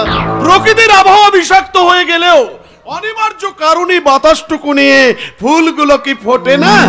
ও দাদা, বল। আজকাল বোধহয় পূর্ব দিকে সূর্য ওঠে না। ও বৌদি, কাদের যেন বুক ফাটে তবু মুখ ফোটে। একটা সামান্য গাইয়া লেখক হয়ে আমার দ্বারা প্রতিষ্ঠিত হয়ে আজ আমারই বাড়িতে দাঁড়িয়ে আমার বোনকে অপমান করছে। এই মুহূর্তে এখান থেকে বেরিয়ে যা। কিন্তু এমনি এমনি যাই কি করে বলুন তো? আরে ভাই, আমার বোন তোমার সঙ্গে কোনোদিনই যাবে না। আপনি ভাবলেন কি করে আমি আপনার বোনের মতো একটা পাথরের ঢিপিকে নিয়ে যেতে আসেনি। আমি এসেছি আপনার কাছে জমা রেখে যাওয়া আমার লেখা পাণ্ডুলিপিটা নিয়ে যেতে। আরে ভাই, তোমার সেই পাণ্ডুলিপি আমি কুচি কুচি করে কেটে ওগুলো নর্দমায় ফেলে দেবো। কর্তব্য জীবনের জীবন্ত প্রতীক। এত সাহস আপনি পেলেন কি করে? আপনি কি জানেন একমাত্র লেখকরাই পারে তাদের কলম তরবারির সাহায্যে আপনাদের মতো দেশদ্রোহীদের দুঃস্বপ্ন ছিন্ন ভিন্ন করে দিতে? ওই আমি অজিত মুখার্জি, আমার টাকায় নাচবে নারী, এটাই হবে আমার মর্জি।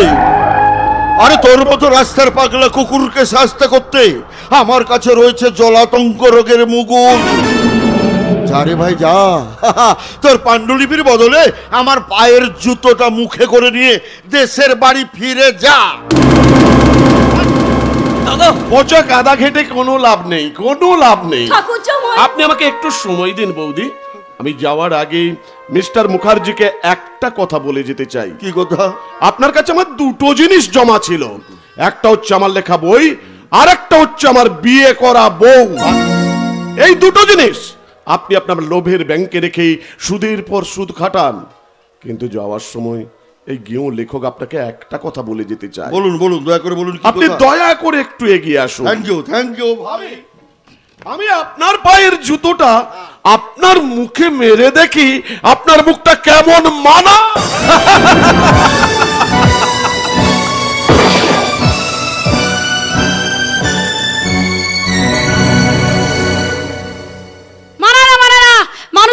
জুতো মানে নাকি ম্যাগো ম্যা লেখক বাবুর লেখার কি ছিরি।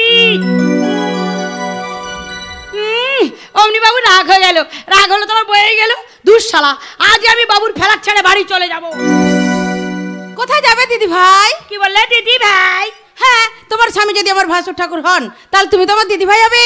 হ্যাঁ তুমি ঠিক বলেছো ভাই, আমার তো খেয়ালই ছিল না। কি করে খেয়াল থাকবে বৌদি, তোমার যে মাথার গন্ডগোল। হ্যাঁ ঠাকুরপো, তবে একটু একটু একটু একটু নয় দিদি ভাই, অনেকটাই অনেকটাই। তা বৌদি, দাদার মুখে শুনলাম তোমার নাকি ছোটবেলায় টাইফয়েড হয়েছিল। হ্যাঁ হ্যাঁ হয়েছিল তো, হয়েছিল। সে কি কাণ্ড বাবারে বাবা, জমি মানুষে টানাটানি, একদিকে জম টানছে আরেকদিকে মানুষ টানছে, একদিকে মানুষ টানছে একদিকে জম টানছে। তারপর শালা জমের মুখে মুতে দিয়ে বিছানা থেকে উঠে এলাম। কি বললে?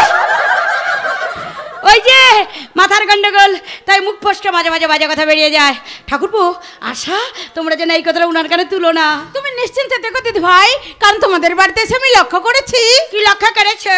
তোমার শাড়িটা অনেকটাই তোলা। শালা ভুলে যাই যে অনেক দিনের অভ্যেস তো। অনেক দিনের অভ্যাস মানে? ওই ওই আদরের ঠাকুরপো বলে এই বড় বৌদির কাছ থেকে সব কথার মানে জানতে চাও না। তোমাকে বলি আশা, এই ছোট হয়ে বড়দের ভুল ধর অভ্যেসটা একটু ত্যাগ করবে। ঠিক আছে বাবা, এবার থেকে চেষ্টা করব। বাবারে বাবা, এক্ষুনি আমি ধরা পড়ে যাচ্ছিলাম। শালাই মুখ ফসকে মাঝে মাঝে এমন বাজে কথা বেরিয়ে যাচ্ছে, সামলাতে আমি একেবারে হিমশিমি খেয়ে যাচ্ছি। দুঃশালা, দুদিন পর ফিরে গিয়ে আমার ব্যবসায় মরচে না ধরে যায়, তার জন্য এই ফাঁকে আমার নাচ গানটা একটু প্র্যাকটিস করে নিই। চলো বেশ মেরি জান जरा कबूल कर लो तू हमसे प्यार करने को, जरा कबूल कर लो। मेरा दिल बेचैन है, मेरा दिल बेचैन है हम सफर के लिए, मेरा दिल बेचैन है हम सफर के लिए। तबे इश्क मेरी जान जरा कबूल कर लो तू हमसे प्यार करने को, जरा कबूल कर लो। मेरा दिल बेचैन है। বলে এই সন্ধ্যাবেলায় তুমি নাচ গান শুরু করেছো? এই মরেছে রে শালা, বুড়িটা যে এখন ফিরে আসবে আমি বুঝতেই পারিনি। কি হলো? কথার উত্তর দিচ্ছ না যে? কি নাচ নাচছিলে, কি গান গাইছিলে? आगे कैलार सिंह माँ कैलार सिंह। কি বললে? मेरा दिल बेचैन है हम सफर के लिए, मेरा दिल बेचैन है हम सफर के लिए। कैलार सिंह গাইছি মা, कैलार सिंह গাইছি। ও আপনি বুঝবেন না, আপনি 15 দিনের মানুষ তো, ও সব বোঝেন, আপনার বড় ছেলে। শোনো বৌমা, ঘরের বউ হয়ে এইভাবে নাচ গান করতে আমি কাউকে কখনো দেখিনি। মা যা করার করেছো, এমনটি কখনো করবে না। ঘরে ধরে সন্ধ্যা দিয়েছো? দিয়েছি মা একটু আগে। ভাস্কর কোথায় গেছে? ভাস্কর কি জানি বাবু কোথায় গেছে আমাকে বলে জাননি। কি হলো? এভাবে তুমি বলছো কেন? তোমাকে তো আমি ভালো করেই জিজ্ঞেস করেছি, কোনোদিন তুমি ভাস্করকে বাবু বলে ডাকবে না। ও মা, আমার ভুল হয়ে গেছে মা, আপনি আমাকে ক্ষমা করে দিন। আপনার ছেলে কোথায় গেছে আমাকে বলে জাননি। ওই এক খামখেয়ালি ছেলে আমার, কখন যে কোথায় যায় কি যে করে আমি কিছুই বুঝে উঠতে পারি না। আচ্ছা বৌমা, তোমার সাথে ঝগড়াঝাটি করেনি তো? না, উনি আমার সঙ্গে কোনোদিন ঝগড়া করেননি। শোনো বৌমা, স্বামীর সঙ্গে কখনো সংসারে ঝগড়াঝাটি করবে না, একদম না। তাতে সংসার কোনোদিন সুখের হয় না। কথায় বলে না, সংসার সুখের হয় রমণীর গুণে। দূর বাবা, কদিনের আমার সংসার, দুদিন পর তো আমি ভোকাট্টা হয়ে যাব। কি বললে বৌমা?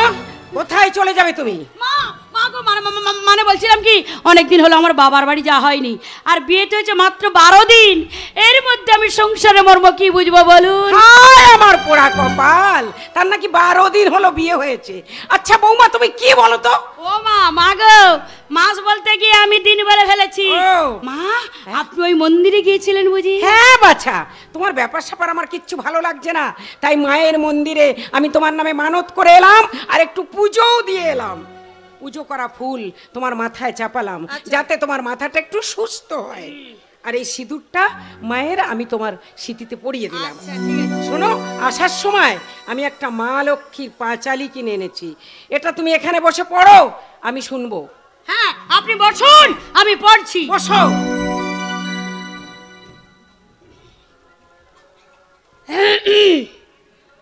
এসো মা লক্ষ্মী রানী আমার ঘরেতে, সবার সুখে রেখো তোমার বরেতে, দুঃখ যদি চিরকাল দূরে দূরে থাকে। অন্তর্যামী তুমি কি বলবো তোমাকে? বলি তোমার কি এটা পাঁচালি পড়া হচ্ছে? হ্যাঁ, কোনো শিক্ষাই কি তোমার নেই? তোমার মা না হয় মারা গেছেন, কিন্তু বৌদি তো আছেন, সে তোমাকে কিছুই শেখায়নি। দাও পাঁচালিটা আমাকে দাও, আমি পড়ছি, তুমি এখানে বসে শোনো। এই নিন।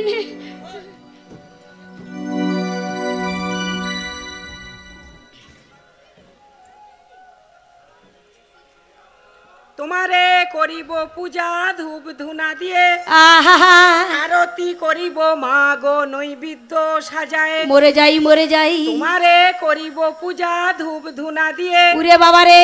আরতি করিব মা গো নৈবেদ্য সাজায়। মা, ও মা, মা গো আপনি তাহলে ভালো হয়ে গেছেন বলুন, তাহলে আমি দুদিনের জন্য আমার বাবার বাড়ি যাব। দেখো বৌমা, স্বামীর ঘর করতে এসে এত বাপের বাড়ির টান ভালো নয়। কিন্তু না না, কোনো কিন্তু নয় সঙ্গীতা, কোনো কিন্তু নয়। আমার মা যা বলবে তোমাকে তাই শুনতে হবে।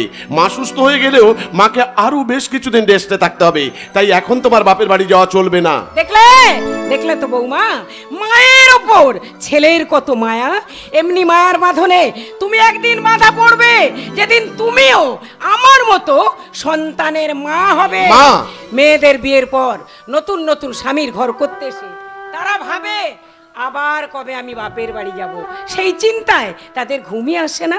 তারপর তারা যখন ছেলেপুলের মা হয়, নাতি নাতনির ঠাকুমা হয়, তখন এই বাপের বাড়ি যাওয়ার কথা তাদের আর মনেই থাকে না, মনেই থাকে না। আরে বাবু, ওই বুড়িটা কি বলে গেল তোমার কানে ঢুকলো না বুঝি? শালা আমি নাকি ছেলের মা হব, মায়ার বাঁধনে জড়িয়ে পড়বো।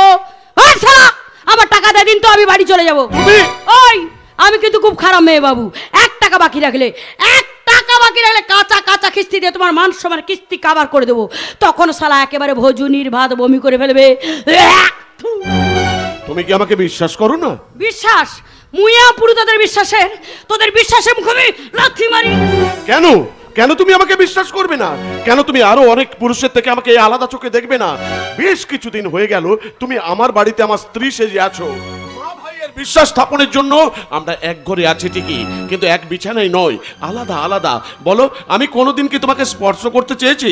তোমার মতো একটা সুন্দরী যুবতী মেয়েকে আমি কি কোনোদিন কোনো অশ্লীল কথা বলেছি? তুমি বুঝিবে তখন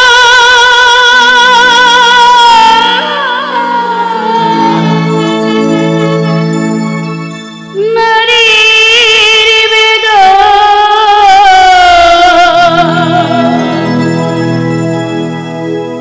তুমি বুঝিবে তখন নারীর বেদনা, রাধার প্রাণে কত ব্যথা।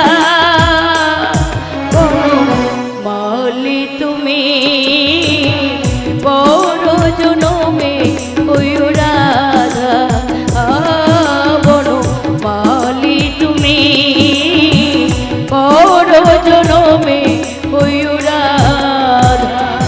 তুমি সেই জন্যই তো, সেই জন্য তুমি মুশকিলে পড়ে গেছি গো বাবু। আমি যেন ভেতরে ভেতরে কেমন হয়ে যাচ্ছি। কই গো আমার লক্ষ্মী মন্ত না দেবো কই? আরে অক্ষয় দাদু, আসুন আসুন, ভেতরে আসুন। আসবো তো ভাইয়া, নিশ্চয়ই আসবো। জানতে যখন পেরেছি তোমরা এই পাড়াতেই আছো, তখন একবার কেন আমি 1000 বার আসবো।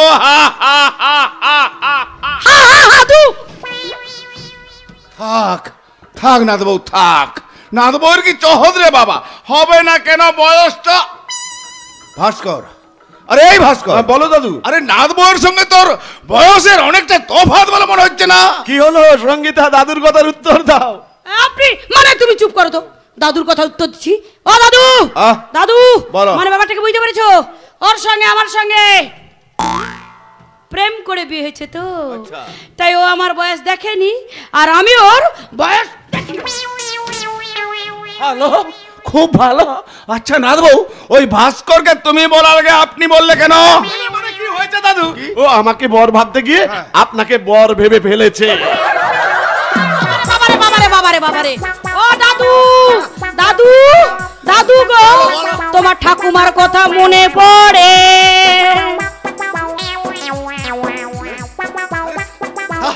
তা পড়ে না আবার। যাক যাক, সেসব কথা। আচ্ছা নাদবউ, শুনেছি তুমি নাকি খুব বড়লোক বাড়ির মেয়ে। বাপের বাড়ি থেকে কত গয়না পেয়েছো। আচ্ছা নাদবউ, অত বড়লোক বাড়ির মেয়ে হয়ে শেষকালে ওই ভাস্করকে? এই মলো ছাই, এই বুড়োটা তখন থেকে শুধু ছেদাই খুঁজে মরছে। আরে এই ভাস্কর, বলো দাদু। আরে নাদবউর মুখে এমন বাজে ভাষা কেন? আর বলো না দাদু, আর বলো না। কেউ বেশি কথা বললে না আমার বউয়ের মাথাটা গরম হয়ে যায়। আর তখনই মনে হয়, কি মনে হয়? ও একটা বদ্ধ পাগলি। কি বললি? নাদবউ পাগলি? হ্যাঁ দাদু। আজ কিন্তু তুমি তাড়াতাড়ি লিখতে বসবে, নাহলে তোমার জামা কাপড়গুলো কুচি কুচি কুচি কুচি করে ফেলে দেব।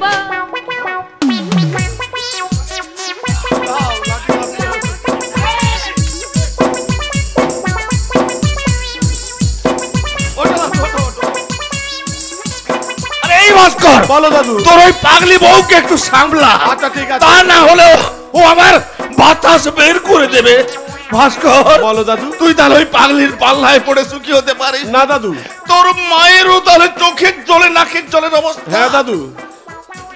ঠাকুর, এবার মনে হচ্ছে তুমি আছো ঠাকুর, তোমার চোখ আছে। এবার বলো তো সঙ্গীতা, কেন তোমাকে আমি জিজ্ঞাসা করেছিলাম? পায়ের জুতো কেমন মানায় ওই অমানুষের মুখে?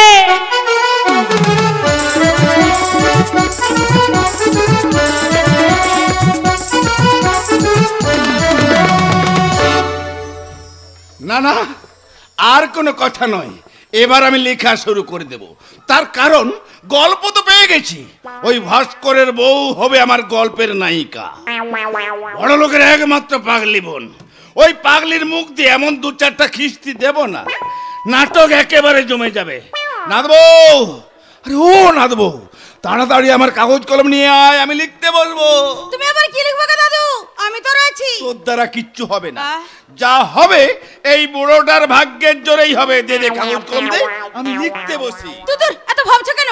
তোমার নাতি তো রয়েছে। তাই রয়েছে, ওর দ্বারাও কিছু হবে না, আমি বলছি না। আমার কাগজ কলম দে, আমি লিখতে বসবো।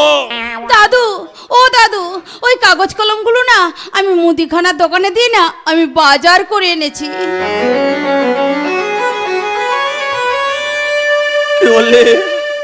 কে বলে নাদবউ, আমার এতদিনের স্বপ্ন তুই বাজারে বিক্রি করে মুদিখানা থেকে বাজার করে আনলে? কি করব বলো দাদু, এদিকে যে আমি সংসার চালাতে হিমশিম খেয়ে যাচ্ছি, এছাড়া যে আর আমার কাছে কোনো উপায় ছিল না। আমার নাতি স্বপনের সাথে তোর ভালোবাসার কথা জানতে পেরে আমি তার সঙ্গে তোর বিয়ে দিয়ে ঘরের লক্ষ্মী করে এনেছিলাম। আর তুই কিনা অলক্ষ্মীর মতো শেষ করে দিলি আমার সব আশা, সব আশা।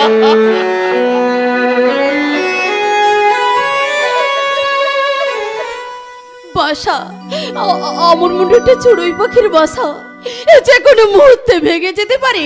শেষ বাড়ি ফিরে আসুক, আমি তাকে জিজ্ঞাসা করবো, সংসার চালাতে যদি না পারো তাহলে সংসার পেতেছিলে কেন? আজ আমি বাপের বাড়িতেই যাব। আশা, আশা, এই যে আশা, তুমি এখানে? চলো আজকে আমরা দুজনে মিলে একটা হিন্দি সিনেমা দেখে আসি। আমাকে নিয়ে গিয়ে কি লাভ? কেন? আমি তো অলক্ষী। অলক্ষী কেন? কে বলেছে তোমাকে এ কথা? কেন? তোমার দাদু বলেছে। ও দাদু বলেছে? আরে বাদ দাও তো দাদুর কথা। জানো আশা, মুখার্জি বাবু আমার পানের কুমড়িটা ভেঙে দেবার পর থেকে আমি খুব অসহায় গো। তুমি যদি আমার কথা শুনতে তাহলে এইভাবে আর ভুগতে হতো না। কি বলছো তুমি আশা? এই যুগের স্বামীরা তার বউয়ের কথা শুনে, একমাত্র তুমি শোনো না। তুমি যদি শুনতে তাহলে বড় ঠাকুরের মতো অনেক উন্নতি করতে পারতে। আরে আমি ভাস্করদার থেকে আরো বেশি উন্নতি করে দেখাবো। কিন্তু কি করে গো? এবার আমি এই আলোর দুনিয়া থেকে বেরিয়ে গিয়ে ওই অন্ধকারের দুনিয়ায় পা বাড়াবো। সত্যি তুমি পারবে? আরে পারবো পারবো, কারণ আমারও নাম স্বপন ব্যানার্জি। এই যাকে বাদ দাও তো সমস্ত কথা, চলো আগে সিনেমাটা দেখে আসি। হ্যাঁ তাই চলো। সিনেমা দেখতে না গিয়ে তোরা যদি একবার ওই ভাস্করের বাড়িতে যেতিস তাহলে তাহলে আচ্ছা দাদু, ভাস্করদারি সুখের সংসারে দুঃখের ছায়া না ফেললেই নয়। দুঃখ নয় রে, দুঃখ নয়, আমার কথাগুলো শোন। ভাস্কর একেবারে সুখী নেই রে, সুখী নেই। সুখী নেই? না রে না, ভাস্করের বউ একটা বদ্ধ পাগলি। পাগলি? হ্যাঁ, সেটা আমি নিজের চোখে ওদের বাড়িতে গিয়ে দেখে এসেছি। ওই ভাস্করের জামার কলার ধরে টানাটানি করছে। আচ্ছা দাদু, তুমি যেগুলো বললে সেগুলো কি সত্যি? হ্যাঁ রে স্বপন, সব সত্যি। দাদা, দাদু সেদিন আমাদের বাড়িতে গিয়েছিলেন, গিয়ে দেখে এসেছেন তোর বৌদি কতটা পাগলি। আচ্ছা দাদা, আপনি দিদি ভাইকে ডাক্তার দেখান না? তোমার দিদি ভাই আর আমার মায়ের জন্য তো বাড়িতে সবসময় ডাক্তার লেগেই আছে দাদা। কিন্তু রোগটা কমা তো দূরের কথা, দিনের পর দিন রোগটা যেন বেড়েই চলেছে। দাদা, নাথবউয়ের মুখে কি বাজে ভাষা। আপনি এক কাজ করুন দাদু, কাজ? এই 500 টাকা আপনার কাছে রেখে দিন। 500 টাকা? হ্যাঁ বৌমা, আমি মাঝে মাঝে এসে তোমাদের কিছু করে টাকা দিয়ে যাব, কিন্তু কোনো দিনও যেন তোমরা আমার বাড়িতে যেও না, তাহলে তোমার দিদি ভাইয়ের পাগলামোটা হয়তো আরো বেড়েই যাবে। দাদা, আচ্ছা আজ আমি চলি, কেমন? দাদা, এই যে কি বুঝলে? হ্যাঁ? ও দাদু, তুমি বা কি বুঝলে? বুঝলাম ডাল মে কুছ কালা হ্যায়। আরে বাবা, আমি তো কিছুই বুঝতে পারছি না। তোকে কিছুই বুঝতে হবে না, আমি বলছি শোন। সন্ধ্যের জল যখন আমি একবার পুকুরে ফেলেছি, তখন একটা না একটা মাছ উঠবেই। দাদু, ও দাদু, তাহলে আর বেশি দেরি করে যাবে না, আজ আমি ওদের বাড়িতেই যাব। আমি যাব ভাস্করদার বাড়িতে, তাই আপনাদের বাড়িতে চলে এলাম। আচ্ছা তুমি কে বলো তো সৌরা, তোর ব্যাপারটা কি? এই যে ভাই, হন্তদন্ত হয়ে বাড়ি ভিতরে চলে এলে যে। আর বলবেন না বৌদি, উনাকে আমি অনেকদিন ধরেই খুঁজছিলাম, কিন্তু কিছুতেই উনার সন্ধান পাচ্ছিলাম না। উনি আগে যে বাড়িতে থাকতেন সেই বাড়ি ছেড়ে উঠে এসেছেন, তাই সঠিক ঠিকানাটা আমি বলতে পারছি না। আজ হঠাৎ দূর থেকে দেখতে পেলাম উনি এই বাড়ির মধ্যেই ঢুকলেন, কিন্তু ব্যাড লাক, আমার আসার আগেই উনি এই বাড়ি ছেড়ে চলে গেলেন। আচ্ছা আপনারা কি বলতে পারেন ওই ভাস্করদার ঠিকানাটা? কি বললেন? ঠিকানা? আচ্ছা ঠিক আছে, ঠিক আছে, আপনি তাহলে দাদুর সাথে কথা বলুন, আমি বাড়ির ভেতরে যাচ্ছি, কেমন? আচ্ছা তুমি কে বললে সৌরা? আমি উনার সম্বন্ধে। ও দাদু, তুমি বুঝতে পারলে না, হচ্ছে দিদি ভাইয়ের ভাই। আপনারা আমার দিদিকে চেনেন? আরে চিনি মানে বিলক্ষণ চিনি। তোমার পাগলি দিদি হচ্ছে আমার দূর সম্পর্কের নাতবউ। কি বললেন? আমার দিদি পাগলি? পাগলি মানে সাংঘাতিক পাগলি, সেটা আমি নিজের চোখে ওদের বাড়িতে গিয়ে দেখে এসেছি। ওই ভাস্করের জামার কলার ধরে টানাটানি করছে। আমি কি স্বপ্ন দেখছি? আমি কি কানে ভুল শুনলাম? আমার দিদিকে জামাইবাবুর বাড়িতে দেখেছেন? না না, এর মধ্যে কোনো রহস্য আছে। ওই যে বাবাজি দুদিন আগে। আচ্ছা আচ্ছা বলুন তো, আমার দিদি কেমন দেখতে? ও নাতবউ, ছোকরা মনে করেছে আমি মিছে কথা কইছি। ও দাদু, ও তোমাকে সন্দেহ করছে। না মানে আমি বলছিলাম কি, তোমায় কিছুই বলতে হবে না ছোকরা, আমি বলছি শোনো। তোমার পাগলি দিদিকে দেখতে খুব সুন্দরী। তোমার দিদির গায়ে গা ভর্তি গয়না, কপালে জল জল করছে সিঁদুরের টিপ। আপনারা কি বলছেন? আমি তো আপনারা ঠিক কথাই বলছেন। আমি আমার দিদিকে অনেকদিন আগে দেখেছিলাম তো, তাই। আচ্ছা আমি যাচ্ছি। এই যে ভাই, তোমার জামাইবাবুর ঠিকানাটা নিয়ে যাবে না? জামাইবাবুর ঠিকানা নেওয়ার আগে আমি আমার দিদির কপাল ভাঙার ঠিকানাটা বাড়িতে গিয়ে দিই, কারণ আমার দিদি যে জামাইবাবুর বাড়িতে পাগলি হয়ে গেছে এই খবরটা সে নিজেই জানে না, নিজেই জানে না। ও দাদু, ওর দিদি যে পাগলি হয়ে গেছে ওর দিদি নিজেই জানে না, মানেটা কি? মানেটা বুঝলি না নাতবউ? না। তাহলে বলছি শোন। তাহলে বলো। ওর দিদি যেমন পাগলি, আচ্ছা, ওর ভাইটাও তেমন বদ্ধ পাগল। ওদের গোটা গোষ্ঠীটাই বদ্ধ পাগল।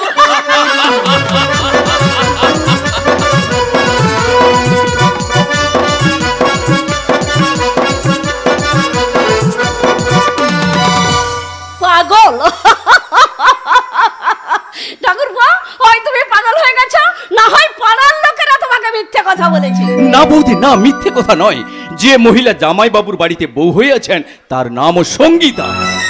ভদ্র মহিলার নামও সঙ্গীতা? আশ্চর্য তো। হ্যাঁ বৌদি, এই ব্যাপারটার মধ্যে এমন কোন রহস্য লুকিয়ে আছে যেটা তুমিও ধরতে পারছো না আর আমিও ধরতে পারছি না। শোনো ঠাকুরপো, বলো। সঙ্গীতা নামে একটা পাগলি মেয়ে যে ঠাকুর জামাইয়ের বাড়িতে বউ সেজে আছে, এ কথা তুমি যেন দ্বিতীয় কাউকে বলো না। তবে সঠিক ব্যাপারটা যে কি সেটা কিন্তু ঠাকুর জামাইয়ের বাড়িতে গিয়ে তোমাকে জেনে আসতে হবে। তুমি কাল সকালে ঠাকুর জামাইয়ের বাড়িতে যাবে। সে তো আমি যাবই বৌদি, তবে তবে বেশ কিছুদিন আমি বন্ধুর বাড়িতে ছিলাম, তাই এই বাড়ির কোনো খবর আমার জানা হয়নি। আচ্ছা, তুমি কি বলতে পারো ওই ব্যভিচারের লেখক সাগর রায়ের সঙ্গে আমার দিদির সম্পর্ক কোথায় পৌঁছে গেছে? অনেক দূর। বাধা দিতে পারছো না? ঠাকুরপো, বন্যা যখন আসে তখন কি সামান্য কাদামাটির বাঁধ দিয়ে আটকানো যায়? যায় না, যায় না।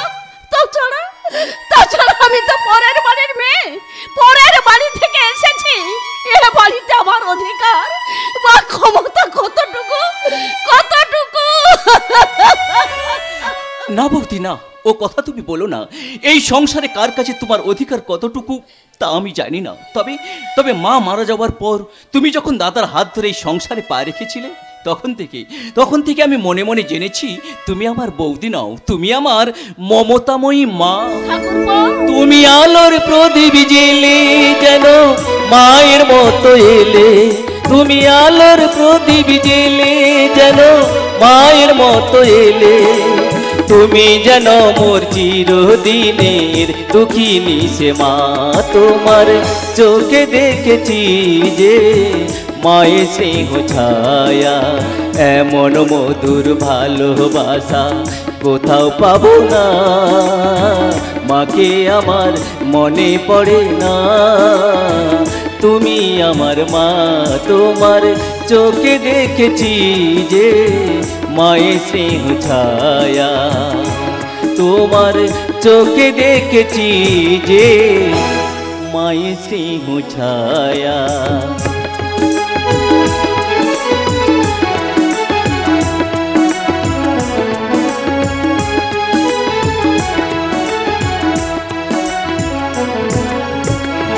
সঙ্গীতা পাগল, সঙ্গীতা পাগল হয়ে গেছে। না না, মোটেও না। সঙ্গীতা বরং আমাকে পাগল করে দিয়েছে।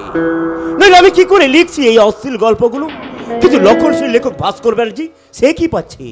তার বউ তাকে ছেড়ে চলে গেছে। কোনো প্রকাশক তার বই ছাপতে চাইছে না। সংসার চালাবে কি করে, খাবে কি? অথচ আমি তার বউকে নিয়ে কি হলো মিস্টার সাগর রায়? ওটা তেমন হাসি কেন? হাসি আপনাদের ভগ্নিপতি ভাস্কর ব্যানার্জির কথা শুনে। তা কথাটা কি? তিনি নাকি সকলের সামনে বলে বেড়াচ্ছেন সঙ্গীতা পাগল হয়ে গেছে। শোনা কথা শুনে কি লাভ মিস্টার সাগর রায়? তার চেয়ে আপনি কি বলতে পারেন হেরোইন, চরস, ব্রাউন সুগার এইগুলো কোথায় পাওয়া যায়? পুলিশকে জিজ্ঞাসা করলে ওরাই বলে দেবে, কারণ ওরাই তো জানে কোন থেকে কি মাল পাওয়া যায়। আপনি হঠাৎ এসব খাবেন কেন? এই মদের নেশায় ভেতরের আমিটাকে বধ করতে পারছি না বলে। নিশিত বাবু, আপনার অস্থির হিয়া চেস করতে একটু হেরোইন সেবন করুন, তাতে আপনার ভেতরের আমি আর বাইরের আমি দুটো আমি মিলে একটা বাদামি রঙের সন্ধান পেয়ে যাবেন। একটা বাদামি রঙের। ভাস্করটা যেমন আমার দিদিকে পাগল বলে চালাতে চায়, আমি ওকে পাগল করে ছেড়ে দেব। ওর এত সাহস বলে কিনা আমার দিদি পাগল হয়ে গেছে। কে বলেছে নিশিত? কথাটা তোকে কে বলেছে? কে বল? তোর বর? Hold your tongue nonsense. Further ওই কথাটা তুই আমার সামনে উচ্চারণ করবি না। সে আমার কাছে বর নয়, বর্বর। তাই যদি মনে করিস তাহলে ওই অশ্লীল সাহিত্যের অঙ্গনে চড়ে বেড়ানো ওই নধর হরিণ সাগর রায়কে বেঁধে রাখছিস না কেন? বাঁধবই তো, আগে পরীক্ষা করে নিতে দে। সে কি রে দিদি, এখনো তোর পরীক্ষা করা হয়নি? তাহলে এখনো মনে মনে তোর স্বামীর কথাই ভাবছিস? স্বামী? নয়বার সে এখন আমার দাদার কায়দার কোটের দাগিয়া স্বামী। আমার জীবনের চরম লজ্জা। অমিত পরাক্রম অজিত মুখার্জির আধুনিকা বোন, যে তার স্বামীকে আসামি করে পর পুরুষের দিকে এগিয়ে যায়, তার চরিত্রে কি লজ্জা বলে কোনো কথা থাকা উচিত? তুই আমাকে টোন করছিস? দিদি, ডোন্ট কেয়ার যার স্বভাব, তার ক্যারেক্টারের স্বেচ্ছাচারিতার অভাব থাকলেও সে তো এই সমাজের মুখের উপর জবাব দিতে পারবে না। নবাব পুত্রের মতো কথা বলবি না, ননসেন্স। দাদার কাছে ব্যভিচারের লাইসেন্স পেয়ে গেলেও আমি যে আমার অরিজিনাল স্বভাবটা পাল্টাতে পারছি না রে দিদি। তাই তো মাঝে মাঝে বুকের ভিতর ফসে ওঠে কামার শালার হাপড়। আর তখন আমি কাঁদতে কাঁদতে বলি, মনটাই আমার সিরাজ হলেও এই ভাগ্য মির্জাফর।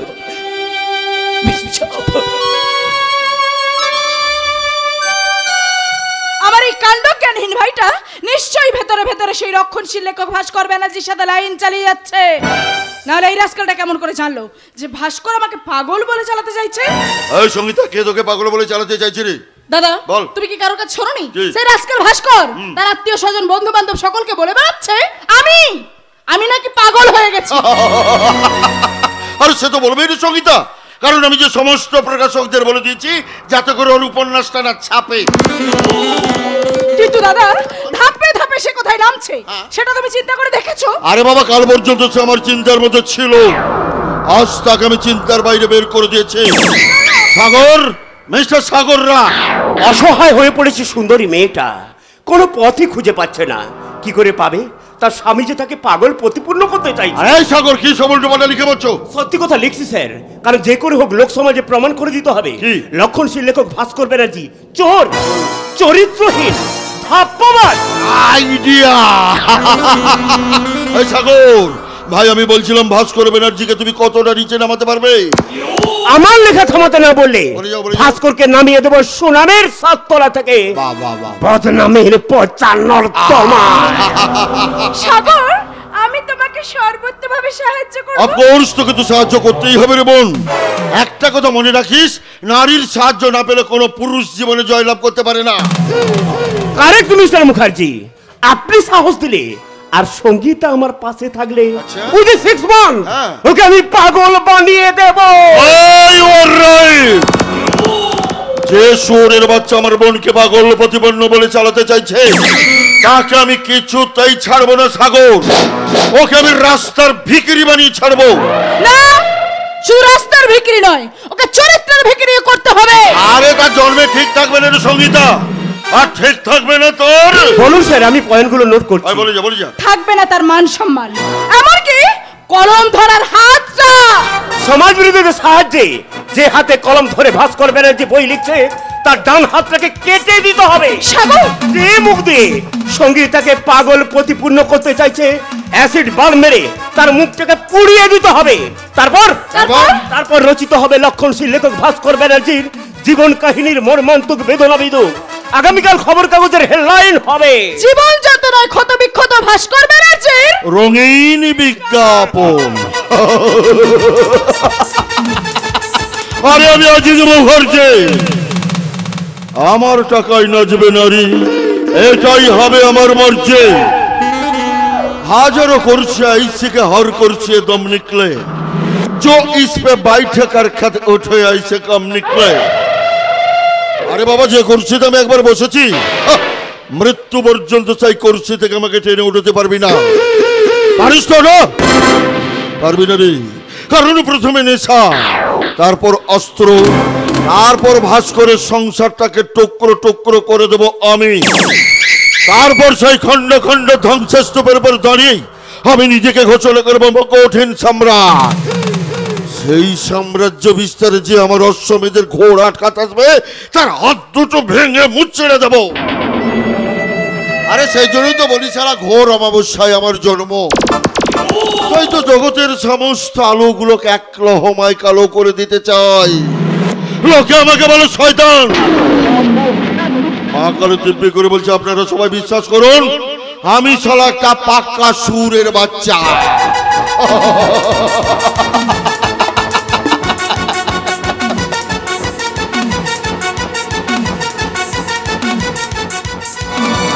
বিজ্ঞাপন।